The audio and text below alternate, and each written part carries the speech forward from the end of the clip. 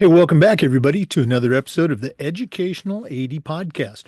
We'll be right back with today's guest, but as always, we're going to give a shout out to our sponsors. Now, these are all companies that I used as an athletic director. They're all great companies. You should be using them too. So take 3 minutes, listen to our shout outs, then listen to our interview, and then go and visit these sponsors. I'm telling you, you're going to be very glad you did. Here we go. We want to thank our good friends at Sideline Interactive, indoor score tables and video boards. Go to sidelineinteractive.com. You can schedule a live web demo to see their products in action. Probably one of the best purchases I ever made as an athletic director was our Sideline Interactive indoor score table. Go to sidelineinteractive.com. Check out their great products today. We also want to say thanks to our friends at Huddle. As a football coach, I used Huddle for years. As an athletic director, I made sure that our school was a Huddle school. Our coaches just loved the tools that Huddle provided. Our student athletes loved the videos, and our parents loved the streaming, but there's a lot more. Go to huddle.com, join the 8 million users, and turn your school into a Huddle school. We also want to say thanks to our friends at Snap Mobile. Have you ever spent weeks and weeks with a fundraiser and been disappointed in the results? Well, those days are gone. Go to snapraise.com. We used it at our school with tremendous success, and so will you. Go to snapraise.com. You can check out all their other great platforms. But if you're looking for a fundraiser, you just found it, and it's SnapRaise. We want to thank Home Campus. Home Campus is a platform you're going to use every single day. Even if your state association has a different platform, you can still use Home Campus, particularly for the athletic clearance and eligibility. You really have to see it to believe it. For more information, just go to homecampus.com. You're going to be very glad you did. We want to thank Gipper. You know, your students are on social media, and so are a lot of your parents. And if they're not seeing content that celebrates their accomplishments and promotes your program, you're missing out on a great opportunity. Go to Gipper.com. Their team will have you up and running in no time. And it might be a simple social media post to celebrate a win, or it could be an entire newsletter that showcases all the great things that your program's doing. Team at Gipper will have you up and running. Like I said, it's professional graphic design made easy. Go to Gipper.com to get started. And don't forget to mention the podcast. We also want to say thanks to Vital Signs Wall of Fame. If you're looking for a really cool way to display your school record boards or show off your school's Hall of Fame, go to Vital Signs Wall of Fame and look at their interactive touchscreen video consoles. You put one of their units in your gym lobby, your main school hallway, it's going to be like a magnet for kids, for coaches. How about sponsors, community members? Again, you really have to see it to believe it. Go to vitalsignswalloffame.com. You're going to be glad you did. We want to thank Ohio University and their online masters in athletic administration. Now, I didn't get my master's at Ohio University, but my assistant athletic director did, along with thousands of others, and it was a great experience. And while you're earning your master's, you're also completing 11 NIAAA leadership training courses at no extra charge. Check out the Ohio University Online Masters in Athletic Administration. We want to say thanks to our good friends at Hometown.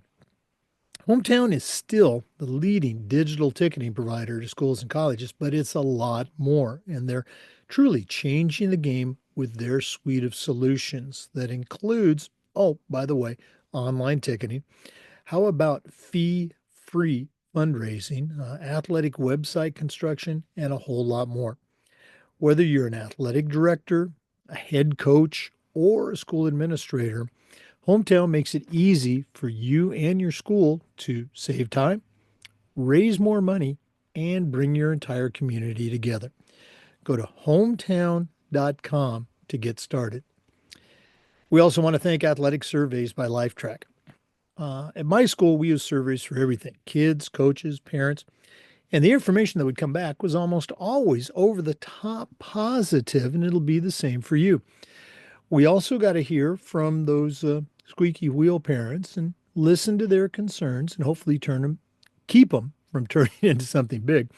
But having all that positive data was just a fantastic resource, particularly when you're visiting with that frustrated parent or maybe your principal or even your school board. Go to athleticsurveys.com. They're going to create a custom survey that lets you take the pulse of everybody in your program. That's athleticsurveys.com. And don't forget to mention the podcast. Welcome back, everybody, to another episode of the Educational AD Podcast. We're going up to Vermont today, and our guest is Mo Fitzgerald. Now, it's hard to put Mo Fitzgerald into a category, but she has a tremendous background in athletics and other fields. She's going to share a lot of that. She played for a university called the University of Oregon. Longtime listeners of the podcast know that's my favorite school. Played professional soccer for the Portland Thorns. Again, another Oregon connection. And there's a couple others that we won't take up too much time. Mo Fitzgerald, welcome to the Educational AD Podcast. Thank you so much, Jake. I am just lots of gratitude to be here. Well, we're excited to have you on. Glad that you're spending some time with our listeners. Let's go ahead and jump right in. We always like to let our listeners have a chance to get to know our guests. So give us that quick bio, where you were born, where you grew up. Maybe take us up through your own college days at the University of Oregon. Then we'll take a break. But what's the Mo Fitzgerald origin story? Oh, wow, that's a great question. So my family moved around a little bit. I was born in Colorado, moved to Spokane, and then landed in Portland, where I grew up, going to University of Portland games, watching Christine Sinclair play. They had won national championships, so that definitely, I thought women's soccer had arrived much earlier than it probably actually did. So that kind of skewed my vision, but my brother and sister played soccer. They're older than me, and so I was dragged to every game and practice. And I think that sitting on the sidelines, as much as I did, probably developed some sort of uh, framework or learning for me as a player. And so I played throughout, my childhood and played competitively, played for clubs and my high school team, and then for the Oregon Development Program, ODP, Olympic Development Program, excuse me.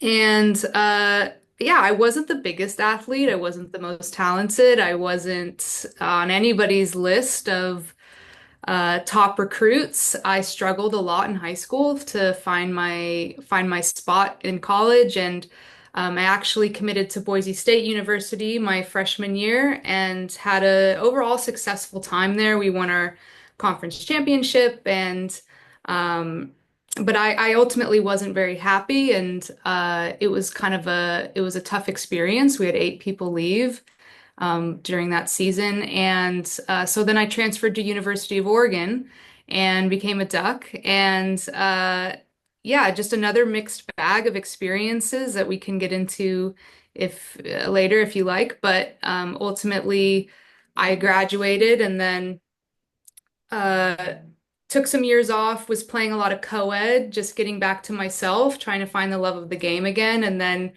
wound up on the Thorns, which is its own story because, as I mentioned, I wasn't on anyone's top recruit list, and a lot of it just came down to persistence and taking advantage of opportunities. So I recently heard that women spell luck WORK, and that's how I definitely feel about my soccer career. Oh, definitely going to get you connected with my wife, who does her own podcast. I think she may steal that slogan of yours. Um, for somebody who grew up in and around, the Portland area, obviously much older than you, I'm curious, what was your neighborhood? What high school did you go to? What are some memories of that time, playing high school soccer? Oh yeah. So I grew up in the Beaverton area of Portland, which is about 15 minutes outside of Portland. Went to Westview High School, go Cats. And uh my high school team, I'm very proud of this. We made it to the state championship for the first time in school history when I was a senior. We lost on an own goal. However, it was still like a great experience, and I'm not bitter about it. Still, it's like 15 years later, it's fine. But yeah, it was a great experience playing for my high school. You know, we always would joke the difference between club and high school is like, you know, with high school, you get all of your friends and your neighbors come out to the games and the school supports you. And then when you're playing club, it's like your parents and your dog. So it was nice to have that full like big school experience, and that kind of instilled a fire in me to want to continue to be really competitive and see how far I could go. So, and then my club team, I switched club teams from middle school to high school, and then my team fell apart in high school, and I switched again. And that was an interesting, it was tough. I was a very lost player. I had a lot of anxiety and I lacked a lot of confidence, but ultimately that led me to find a personal trainer who I love, Paul, to this day, Paul Goodrich, who had, if you've, I could list off a lot of folks that came out of Oregon that were really successful soccer players, some even making it to the pros.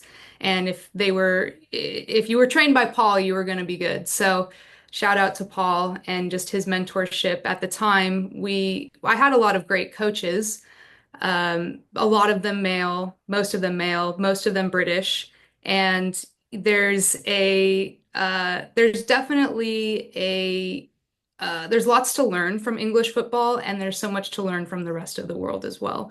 And so Paul would bring in that, you know, Barcelona, Brazil style, very creative, very inventive, and it just brought so much joy to the game in a way that I hadn't been exposed to on the club level. So I would always say I go to my club practice to play, and I go to my private trainings to get better.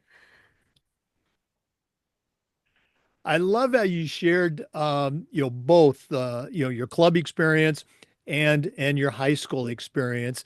Um, can you talk a little bit more about that? As again, our audience, primarily high school ADs, some college ADs and coaches, we are always pushing, yeah, it's sports, but it's a lot more. And you kind of alluded to that.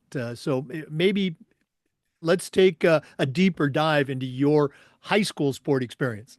Yeah, no, I think high school sports are so important. And it was honestly the highlight of my high school playing career. We won state championships through club and got to go to regionals and fun tournaments. But there's just nothing like showing up and there's a pep band and the cheerleaders and, you know, the idiots in your class are screaming their heads off. And your teachers and your like, you know, your neighbors, your best friend's parents are there, and it's just what I found as a freshman coming in, not knowing anyone. It gave me a friend group immediately, and it gave me a focus at school that I probably otherwise would have found. I don't know what I would have done. I would have gotten into a lot of trouble though, I'm sure. So school, you know, school sports to me, it makes me sad when, as the landscape has shifted so much for competitive youth sports, that now some sports are, you know, soccer being one of them, if you're playing at an elite level, they'll say you can't play high school ball. And that to me, I was like, oh, I was so thankful to have the high school experience because it just gave me so much texture. And you know, you play your sport because you love it, and you go a long time without having any real fans. And so it creates this community that otherwise you just never get at the club level. So I'm personally a huge fan of it. It would devastate me if we took sports out of school. And I think that also we don't really treat it as a subject area that's worthy, but I think that it's actually, I was a teacher prior in English and social studies, and I think that sport is actually probably one of our best subject areas in terms of learning and development. We get folks that, especially for girls and women, you know, you look at the amount of former athletes that are now CEOs or in those leadership positions for Fortune 500 companies, and it's something like 98% of them played a college sport, 98% of women. So to me, I look at those numbers and think, wow, if we can get more girls in sport, we're going to get more leaders in business and in the real world after. So back to the point of it's a great subject area. It's just teaches you so much and discipline and self-advocacy, connections. My best friends to this day are folks I played with in high school, and it's and or who played sports. So it's definitely something that I feel really passionately about and something that should be elevated more within schools. Boy, that sound that you hear is all of our athletic director listeners, applauding that last message. I know a lot of state associations, Florida in particular, they use the phrase, and I think it's very accurate, that interscholastic sports are an extension of the classroom, and they truly are. So good for you. Okay. We're going to take a quick break. Our guest today is Mo Fitzgerald, collegiate professional soccer player, and a whole lot more. We're going to hear about that, but let's take that break. You're listening to the Educational AD Podcast. We'd like to say thanks to Sideline Interactive indoor score tables and video boards for their support. Go to sidelineinteractive.com. You can schedule a live web demo to see their indoor score tables and scoreboards in action. Probably one of the best purchases I ever made was our Sideline Interactive indoor score table. Go to sidelineinteractive.com. Check out their great products today. We also want to say thanks to Huddle. As a football coach, I used Huddle for years, but as an athletic director, I made sure that our school was a Huddle school. And our coaches, all of our coaches, just loved the tools that Huddle provided. Our student athletes love the videos, and our parents love the streaming, but there's a lot more. Go to huddle.com, join the 8 million users, and find out how to turn your school into a Huddle school. That's huddle.com. Welcome back, everybody, to the Educational AD Podcast. Our guest again is Mo Fitzgerald. Mo, you talked earlier about your college experience. You ended up at Boise State and then transferred to Oregon. Maybe share a little bit about the recruiting experience and maybe an experience at each of your universities. Hmm. Yeah, I'll caveat that I was being recruited in the early 2000s, so things have changed quite a bit. So when I was being recruited, there was no transfer portal. There was no, to have a highlight reel was, I don't know anybody that had one, even the best, like my friends that went to Stanford and the big schools. But so it was really just it was the Wild West, and you had to, stand out at these tournaments that are honestly like I feel so bad for recruiters coming to these tournaments because we're as the players board. So I can only imagine the coaches coming, but yeah, I struggled a lot and I struggled with the pressure of being recruited because I was on a really elite team and I was watching my teammates. It was typical at the time, and I think it's still typical for girls to be recruited their freshman and sophomore years. And so I got to my junior year and was having panic attacks, like, what am I going to do? I'm not being recruited to the schools that I really want. So and I was playing a lot of the comparison game when really it's like everyone's journey is so different. And so I ended up committing to Boise State. I had a lot of friends going there or went there, received scholarship money. And it was just a complete culture shock going from high school and club soccer to a Division I environment at the time. We were uh we had a great season. So we won our conference championship. I had third most minutes on the team as a freshman, led in assists, and was third in scoring. And but our environment and our coaches were I hate to say it, but they were abusive.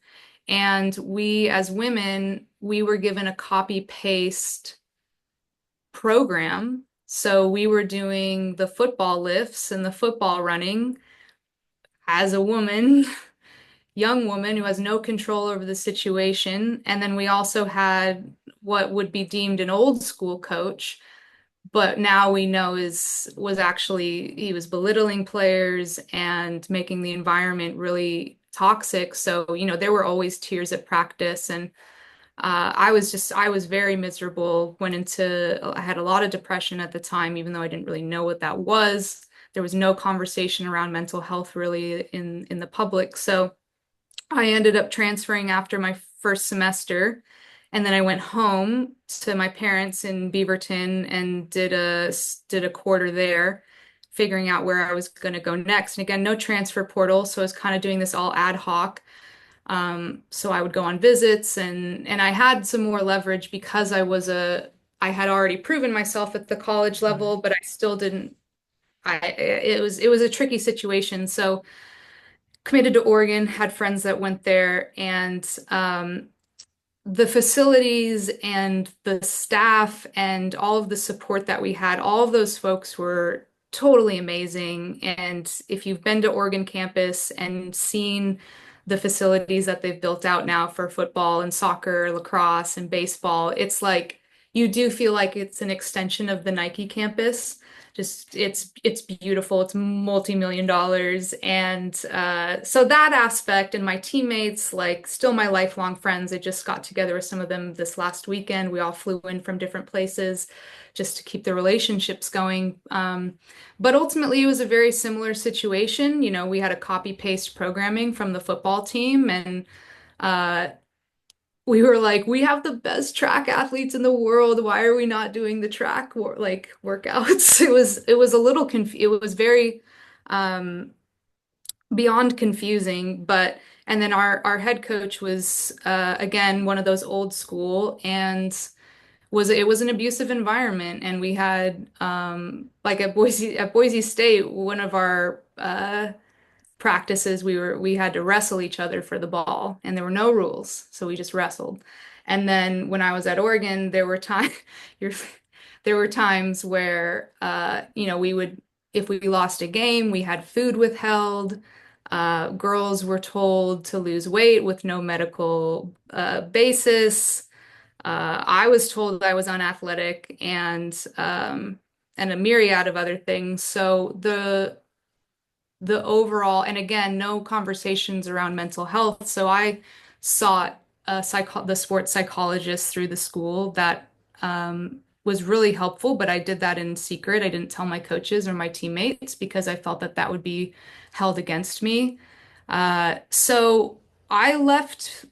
I left playing just really disillusioned and confused, and took a lot of that on myself for feeling like, well, maybe I just couldn't live up to the standard of this, or maybe a D1 environment just isn't for my body. Right. And now I look back and I think, holy, like I don't know if I'm allowed to swear, but I Go look ahead. back and I think, wow, you were in a really tough situation that really was never designed for you, never designed for women. And for us to actually, there's still a huge lack of research on female athletes and female performance. So I, yeah, I left the sport feeling disillusioned, and didn't know if I would ever play again, honestly. Gee, I really appreciate your candor and sharing those experiences. They're just awful stuff. Um, you mentioned at Boise State, you guys won the conference. So obviously there was some on the field success. And again, it's not right, but sometimes that causes people outside the program to maybe turn a blind eye to those things going on. Was the team successful at Oregon? And I guess my other point is those types of practices really don't lead to positive attitude and a desire to play, et cetera. So were you guys winning games or Yeah, at Boise State, we did have a successful season. Our competition was not the best, so I think we were in the WAC, so right? I think we take that with a grain of salt. But at Oregon, we were in such a competitive conference that we were in the Pac-10, which became the Pac-12, Right. if you remember that. And Yep. I I'm remember. sure your ADs do, yes. Yeah. Probably not some athletes, but we So we were playing teams like Stanford, USC, who had multiple national titles. Every game was really challenging. So Mhm. we would always end up a little bit like in the middle of the Pac-12, but because of how the RPI works and all of that, we never actually made it to the conference tournament, which was I was always ripping my hair out because I was like, Arkansas Pine Bluff is making it to the tournament and Oregon is not. Like what? And it's just how the conference, I get it, right? We Right. want to give everyone a chance across the country, but it was how the conferences were set up at the time. So but to your point, it was challenging to play well. I was just always trying to break even every day and not screw up because that was the environment that had been created. So I don't believe I ever played to my potential while in college and didn't enjoy it and I did like totally honestly, I wanted to quit pretty much every day and I just never wanted to let anybody ruin it for me. And so Right. I think Hmm. that hard-headedness made me stick it out. But yeah, I don't look back and have rose-colored glasses on the experience. Right. And that's a great point. And okay, bear with me on this one. Okay. My experience as a boy, as a teenager in sports versus, your experience as a woman, many years later. Um, I had coaches growing up that again, these were old school coaches, the yellers and screamers. And guess what? As a coach, as a young coach, I kind of adopted some of that. But did I like those? Did I like some coaches? Yeah, I love some of my coaches. Some of those other coaches, did I like them? No, I didn't like them at all. But it never occurred to me, again, in my situation, to quit or leave the sport. I wasn't going to let a coach ruin my love for the game. And you mentioned that. And again, that's a small similarity in what I'm trying to make is, but good for you for, I guess, sticking it out. But did it ever occur to you at that time to, talk to your teammates, hey, this isn't right. Or, Oh, you mentioned that you sought out, the sports psychologist, but was that a possibility back then for you to even think about, hey, this isn't right and we need to do something about it?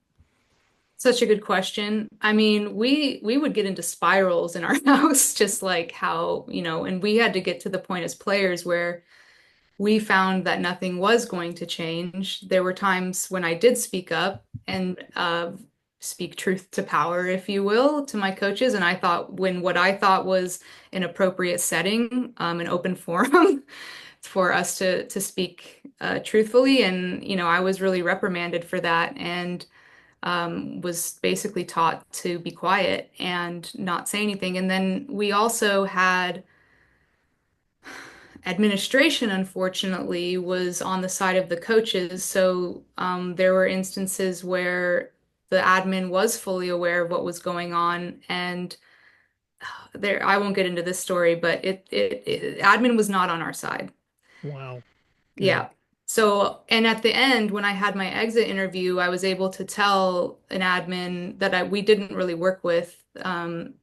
What had happened and what I experienced. And she just looks at me and she goes, I want you to know that this wasn't normal. And I, and then the next year, parents from younger teammates got in, after I had graduated, parents of younger teammates got involved and they were like, something's got to change.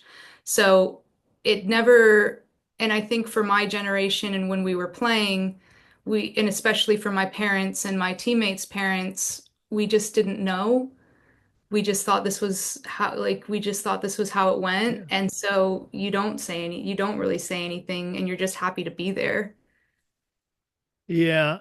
Again, I guess, that I don't want to say silver lining, but a small positive is maybe, your comments and your experience helped start the trend to change and make some positive adjustments. Wow. Again, I hate to make you revisit all that, but thank you so much for sharing. I think it's important that, this generation hears about that, the struggles that those who came before had to make. Let's go and take a break. And when we come back, we're going to hear some more with our guest, Mo Fitzgerald. So please stay with us. This is the Educational AD Podcast. We also want to say thank you to our good friends at Snap Mobile, particularly Snap Raise. Have you ever spent weeks and weeks with a fundraising platform and been disappointed in the results? Those days are gone. Go to snapraise.com. We used it at our school with tremendous success. Coaches loved it, parents loved it. I'm telling you, it works. Go to snapraise.com. You can check out all of their other great platforms. But if you're looking for a fundraiser, you just found it, and it's Snap Raise. We also want to say thank you to Home Campus.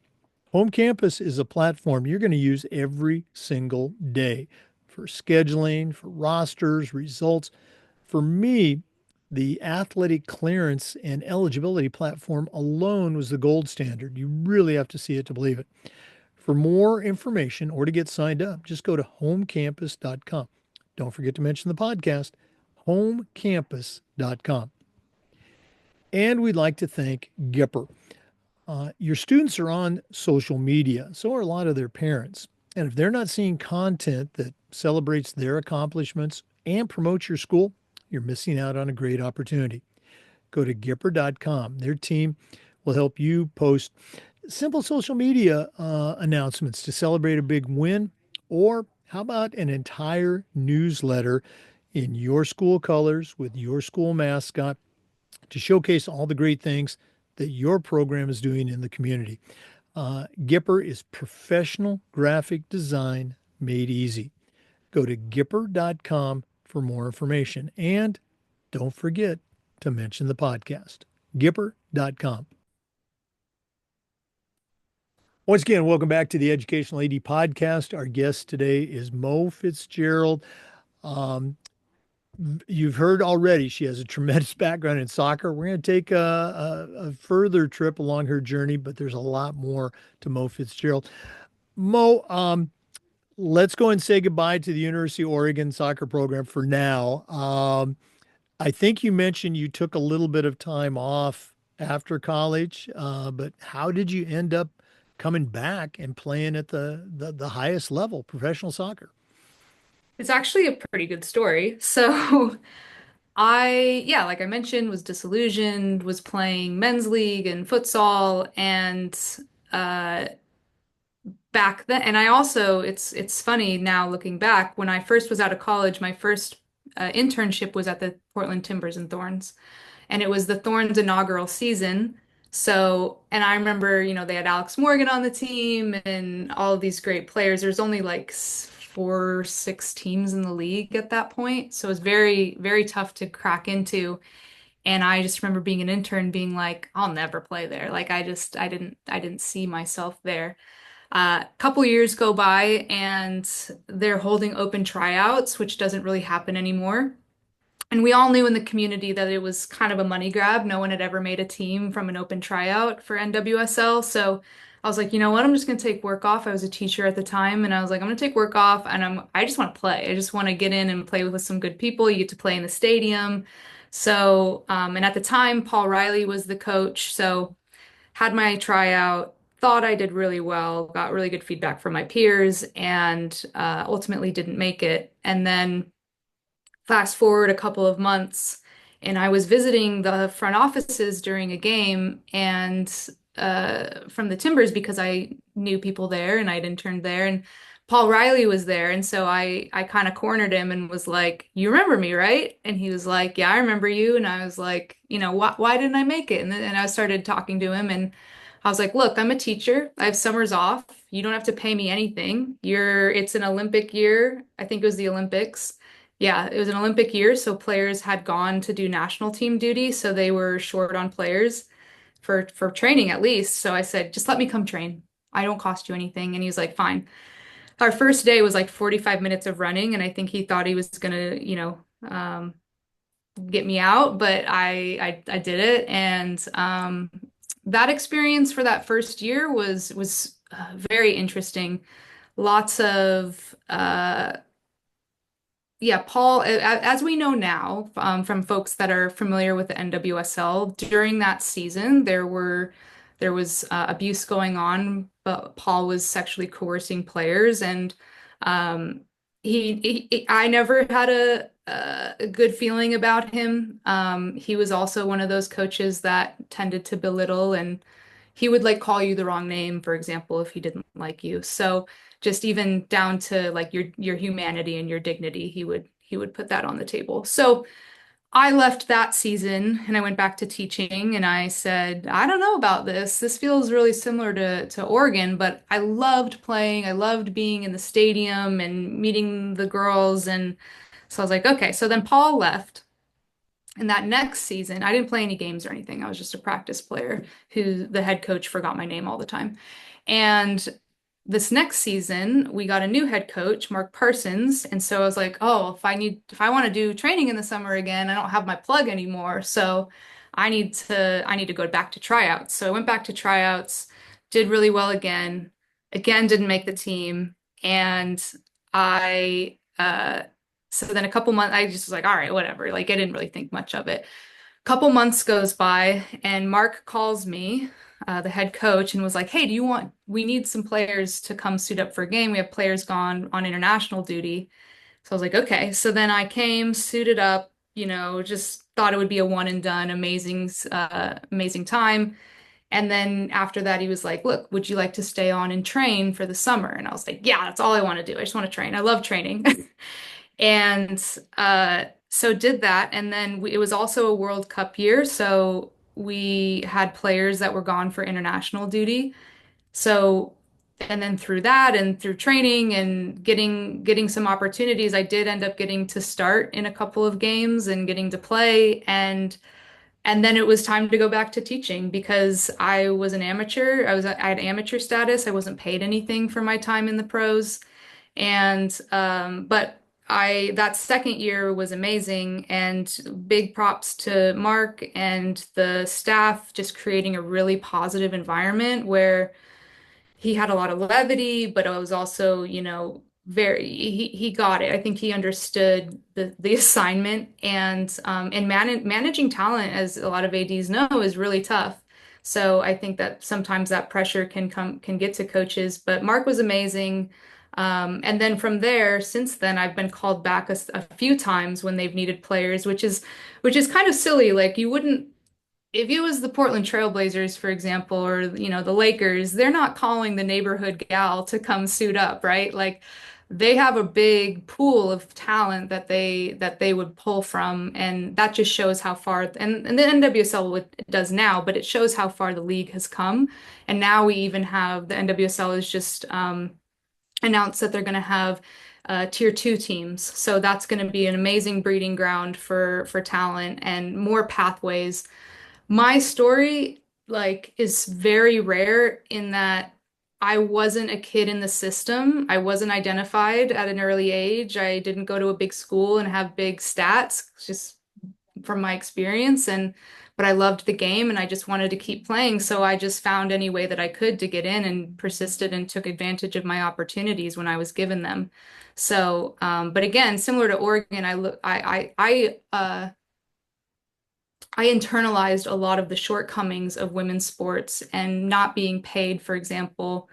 I took as, well, you just weren't good enough to get paid. And now I look back and go, oh my God, like none of that was your fault. Like you just happened to be a woman in sport.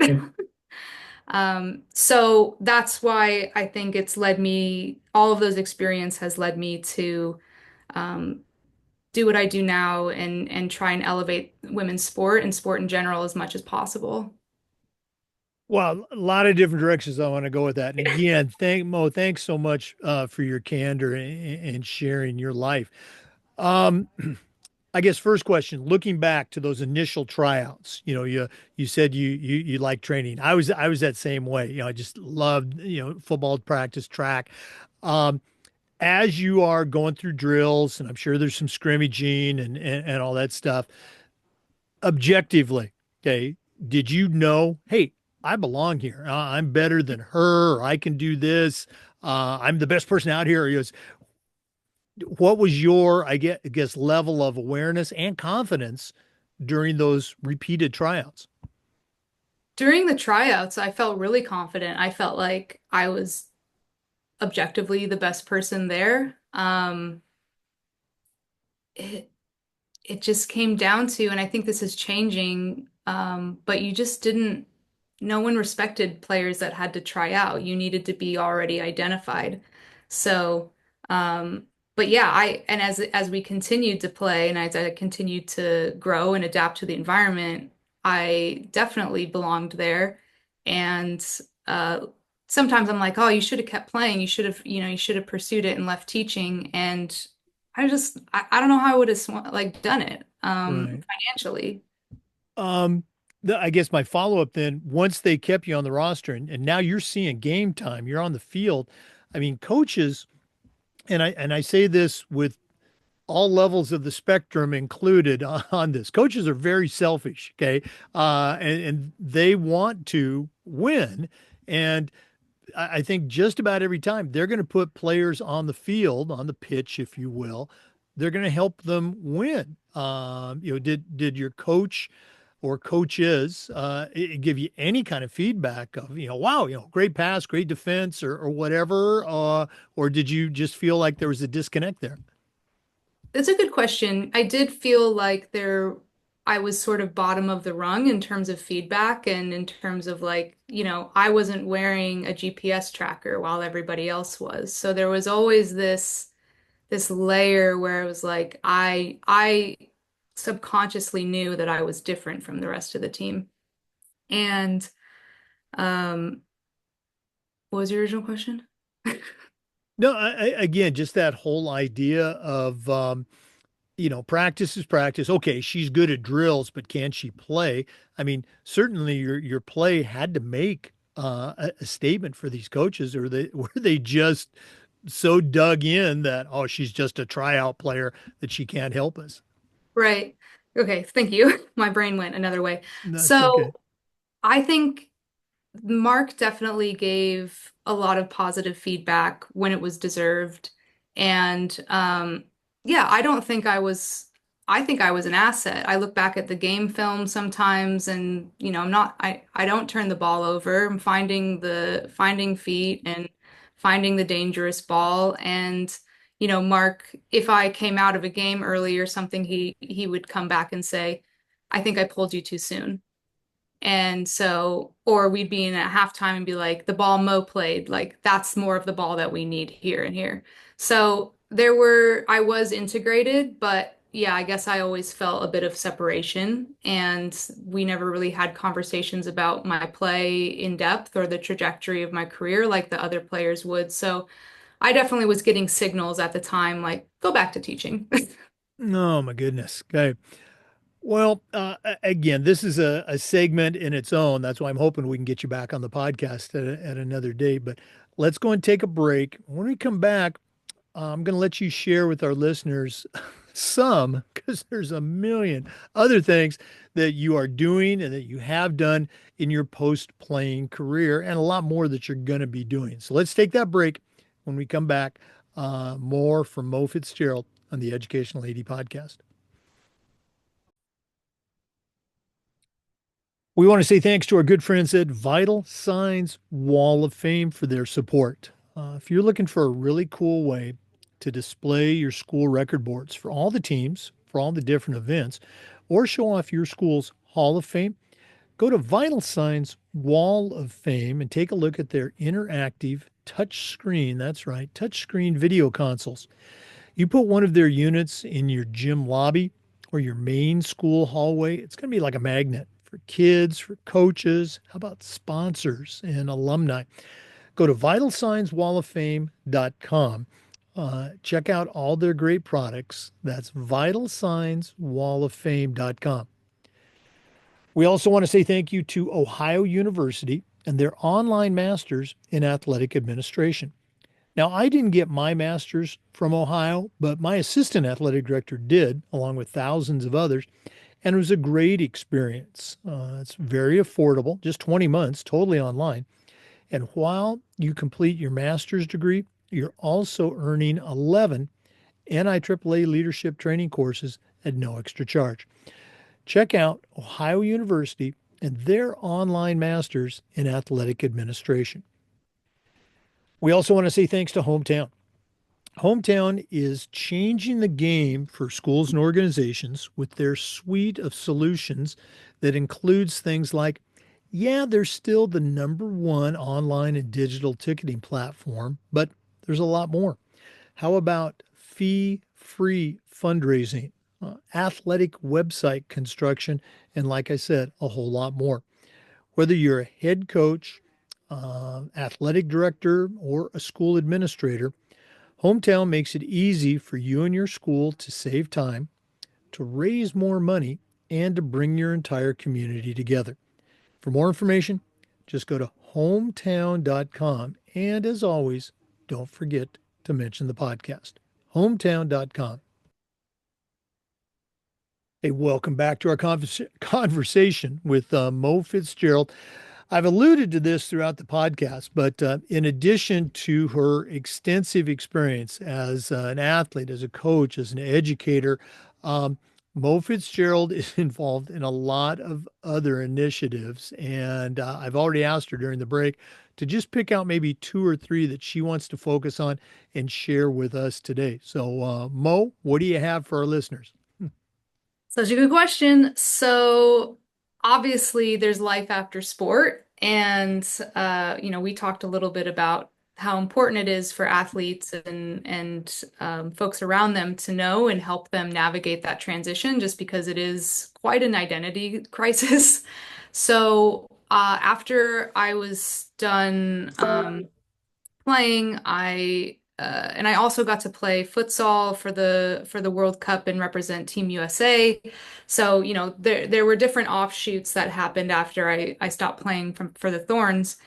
And I finished teaching about 6 years ago, just was really burnt out and ended up with this agency that was working across multiple sectors in research and strategy. So, and again, and I had no idea what I was doing. So, fast forward 5 years, this would have been year six, but I am now venturing on my own. I've started my own strategy studio called Play Street, and it's the intersection of art, sport, and culture.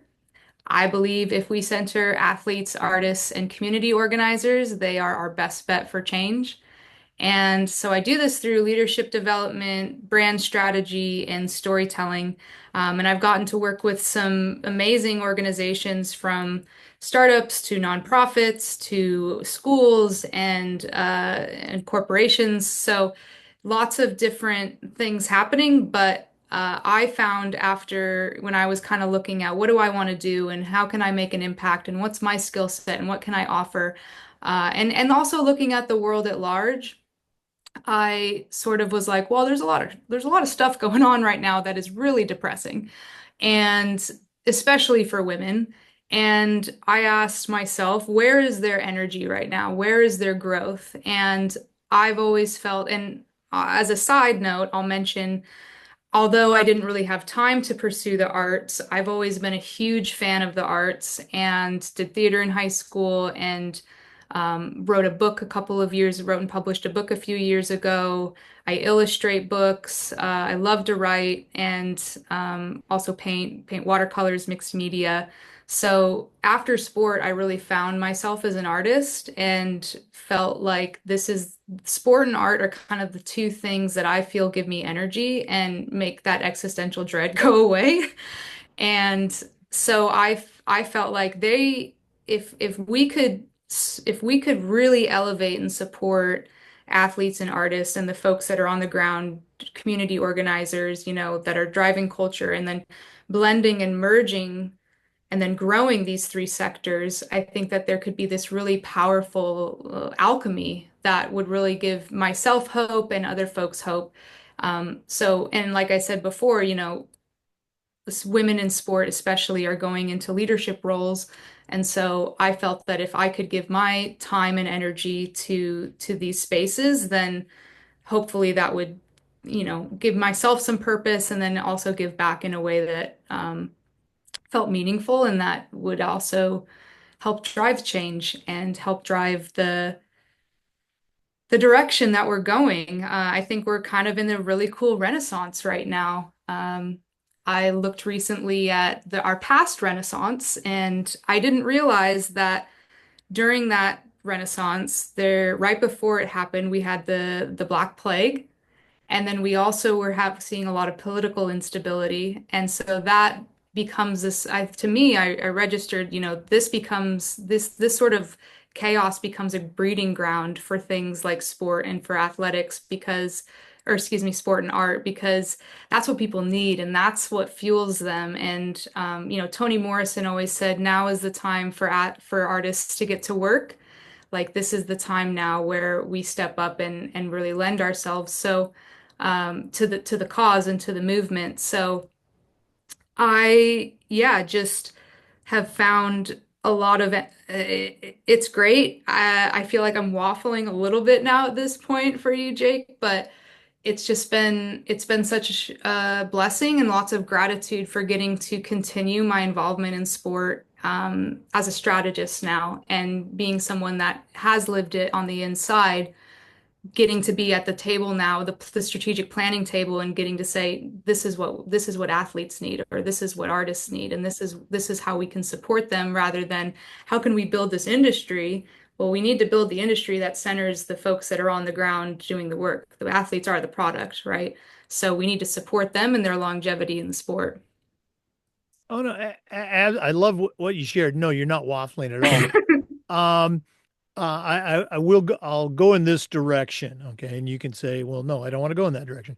Um, on your website, um, you do a great job of, I think, touching upon the many things that, make up Mo Fitzgerald. But you talk about connection, you talk about, health. I love your phrase, play is rocket fuel. And those seem to be um, statements of summary or reinforcement of what I think most coaches and ADs speak to about what sports should be, creating these, lifelong tools, if you will, for kids through sport. But, you're talking about, artistic media and creativity and expansion and all these other things. So I guess here's my question now that I've rambled. Um, how can ADs, in your opinion, do a better job of creating those connections and fostering health, all health, mental health, physical health, and still keeping sports fun, if you will, having that aspect of play? Because I think sometimes the play gets lost. Absolutely. I think that so you're picking up on my mission and the mission of Play Street, which is to create the conditions so creativity, connection, and expansion are inevitable. So the way that I view this is we're here, and as a strategist and as a teacher, I also see my role as a facilitator. And sometimes it's about facilitating the expertise and the energy in the room so that we can move into somewhere, into a new era with clarity, alignment, and enthusiasm with a lot of buy-in. And so I think the first thing would be for athletic directors is if you haven't already, bring the athletes to the table into the planning room into, you can do affinity groups or leadership groups, get those cultural architects that are within your program and really listen to what they're saying and what they need. Um, I think that there is a huge loss of play, and it makes me very sad that kids are dropping out of sport as rapidly as they are. Girls especially, 75% drop out by the time they're 13. So Yep. it's Milk. it's um it's something that really has burdened me like for a long time in terms of like why are we sucking the fun out of the play? This is the thing. We're not going pro. A lot of kids aren't going to go play in college, but what I would love to see is developing lifelong learners and lovers of the games, whatever your game is. And so having coaches that, and then it comes down, it's sort of like to me, you've got like this funnel, right? You have the admin, and then you have your coaches and your staff, and then you have the players. And if you can get representatives and folks from all three to help co-create the program of their dreams and of your dreams, I think that that would go a long way in, and also I think this is something that I've always struggled with as well is, when you're teaching, you have to have I don't know anymore because there's such a teaching exodus, but you do have to have licensure. You have to have, and then you get evaluated all the time, and you have to maintain your status as a teacher. A lot of times in athletics, there is no governing body for this. There's no rules or regulations. So you're kind of in the Wild West in terms of coach to player relationships. You might get folks who have no they might have been a good player or love the sport, but they don't have an education or a psychology background. So then you get folks who maybe are doing the old school thing because that was their experience, and then it's coming onto the athlete, and then they're having a bad experience. So I think that and the other part that I try and work with teams on is we don't know what it looks like to coach from the female lens, really, because all of my coaches were male. So my experiences of coaching from playing are from the male perspective, and sport has been designed for men. And so I think even like I'll just show when I work with coaches, like here's some stats and some data on female psychology when you're 15 years old. Here are the things that they're concerned about. How can we support them? And then it becomes a brainstorm. I don't know if there's a catch-all, but we need to be creating spaces for safety, where mistakes are expected, not just tolerated. That's a part of the learning process. We should be encouraging inter-team meetings and collaborations, and for coaches as well, not just for players, so that there can be some continuity within the department. And I think a lot of times we trust coaches to go away and do their thing, but there could always be continuity in the standard that needs to be upheld in terms of how you treat people. And I just went to the ESPNW summit in Brooklyn last week, and head coach of UCLA women's basketball, Corey Close, made it very clear, we are coaching hearts. We are not we are coaching the other stuff, but the heart is first. And if you can get the heart right, then the rest of the stuff will happen. And the culture is, a high performing. I think people think like, oh, I got to get the best players, or I got to play, or I got to pay them the most, or we got to give them the most stuff. The best teams, the most high performing teams are ones that commit to a commitment culture where they have a shared value, shared purpose, and then they uphold those values and purpose through their shared behaviors that are very clear and obvious to everybody. So having, a code of conduct and just a general level standard, and this is how we do things here, and this is what's expected, and this is how we all get to where we want to go together. That to me is something I would love to see athletic directors, take on more of that, and considering I just don't think that you need to separate play and rigor. I hated PE as a kid because I loved playing, but nobody was competitive. So I never wanted to go to PE. I just wanted to go to my club practice where there was a lot of competition. That was fun to me. So um, I think that getting out of that frame or that mind space that play and safety and creativity is the antithesis of pressure and hard work, and this, no, it all goes together. The play fuels when it gets really hard, because it does become really hard as an athlete. Well, so many great things there. I love, your comment about play and rigor do not have to be mutually exclusive. I think a lot of our coaches are applauding that one. And about failure. You get this as an athlete, coaches get this. That's how improvement occurs. You're introduced to a new skill, you try it. If you're good at it, we go on to the next level, and you're probably not going to be good at that. You're going to fail. And so many parents of this generation, I'm on my soapbox now, who did not go through sports, they don't understand that. They didn't get those lessons that we all got. And that's what I think a lot of athletic directors deal with now and coaches, that they're working with kids who I think many times are willing to try and fail, but the parents want to remove any chance of failure. Boy, great, great stuff.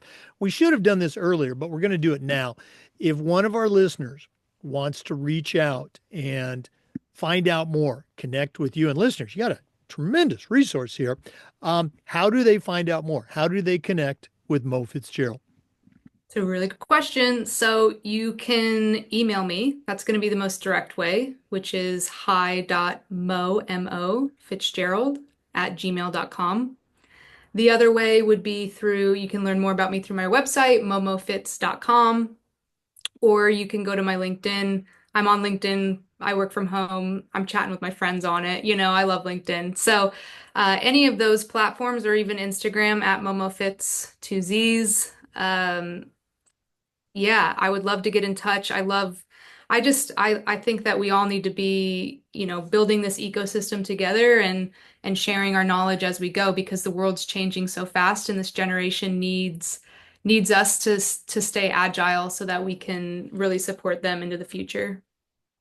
No, again, thanks for giving out all that information. We'll definitely put it in the show notes. And LinkedIn's great. You and I connected on LinkedIn. That's So, right. so thanks. Mo, this has just been so cool. I'm really hoping you're going to be coming back on the podcast for another segment down the road, but we're not done yet.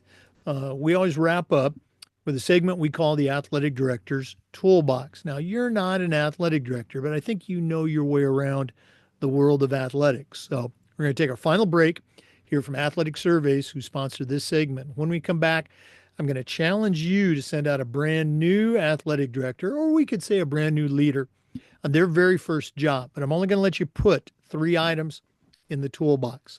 So let's Mm. take that break. And when we come back, we'll see what Mo Fitzgerald puts in her new athletic director toolbox. We want to say thank you to Athletic Surveys for sponsoring the AD Toolbox segment. In my school, we use surveys for just about everything, for student athletes, for coaches, for parents. And the information that would come back on these surveys was almost always over the top positive. We'd also hear from parents that had concerns, and that allowed us to usually address those concerns before they turned into something big. But having that positive feedback, usually 98%, was incredibly valuable, especially when you're visiting with one of those frustrated parents or a student athlete, or maybe your principal or even your school board. Go to athleticsurveys.com. They're going to create a custom survey that lets you take the pulse of everybody in your program. That's athleticsurveys.com. Check them out today. Well, it's that time of the podcast. We've been visiting today with Mo Fitzgerald. Just been a fantastic visit. Thanks so much again, Mo, for sharing. But right now, I'm going to challenge you to send out a brand new athletic director, a brand new leader on their first job, but I'm only going to let you put 3 things in their toolbox. So, what 3 items are going to go into your new athletic director toolbox? First one is a journal because I think the best tool that any leader can have is self-reflection. So getting in there, reflecting on whatever you can. I've kept a journal for a very long time and have found it really helpful to process my thoughts and emotions. So your ability to reflect is going to make you a better leader and help you to navigate those situations that cause a lot of friction. My second one would be empathy and emotional intelligence. This is often a soft skill that gets overlooked, but the ability to consider someone else's perspective and what they're going through is going to help you to design your programming and to design the athletic department that you really want to see and that the athletes need to keep. And really, it's about keeping kids in the sport. That's where my head goes. And then the third one is humor. I think we can get very serious, myself included. We can get very serious about all of this. And from what I've read, the best leaders, the most effective leaders are actually the ones with a really good sense of humor. They know how to bring people with them, to create levity when it's needed, and to find the fun and the joy in the situation. So I would say if you're like even looking to if you've got two candidates and one's hilarious, I might go with that one. Like they're going to be engaging. So journal for self-reflection, empathy and emotional intelligence to help you understand what's going on with your athletes and with your staff and coaches, and then humor to keep it light because we are playing a game. No, you probably saw me writing them down. I love all of them. And again, the humor, the fun one. I mean, we're not going out to work soccer. We're not going out to work football. We're going out to play. And yeah, there's got to be a fun. We can be competitive. You already alluded to that. Competing, that's fun. Getting knocked down, getting back up. That's part of the game. It's fun. So yeah, please make sure you enjoy your job. And I always mention I was a teacher, a coach, and AD for 41 years. And I really only think I had 1 year that wasn't a lot of fun. Everything else was fun. I joked I'd be in trouble if I had to work for a living. So, how many jobs do we get that can have that much fun? Again, Mo, can't thank you enough for taking time out of your busy day to share with our listeners. All the best moving forward. And let's one more time, let's give out that contact information. How can our listeners get in touch with you? Definitely. Head to momofits.com. Find me on LinkedIn, Mo Fitzgerald, or you can email me directly at hi.mo, Fitzgerald@gmail.com. Okay. Well, with your permission, we are definitely going to bring you back to the podcast to share with us down the road. All the best moving forward, and enjoy the rest of your week. Yeah, no, thank you so much for having me. This has been a pleasure. You've done a great job. I would love to come back. So can't All right, wait. we're going to hold you to that. Um, for our listeners, we want to say thanks to you and remind you that we upload the Zoom recordings of all of our interviews to the Educational AD Podcast YouTube channel. We do this just about every day. We try to share stories from the world of athletics along with some best practices. So please come back and join us again on the next episode of the Educational AD Podcast. Have a great day.